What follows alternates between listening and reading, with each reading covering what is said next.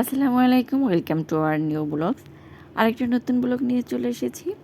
একটা ভিডিও আসলে দেখতে অল্প সময়ের জন্য হলেও ভিডিওটার পিছনে কিন্তু আসলে আমাদেরকে অনেক অনেক শ্রম দিতে হয়, যেটা না দেখলে আসলে কাউকে বলে বোঝানোর মতো না।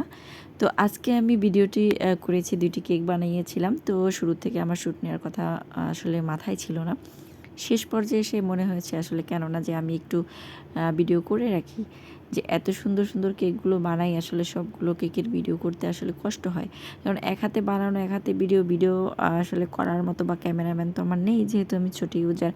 যাই হোক, আশা রাখছি কোনো একদিন হয়ে যাবে।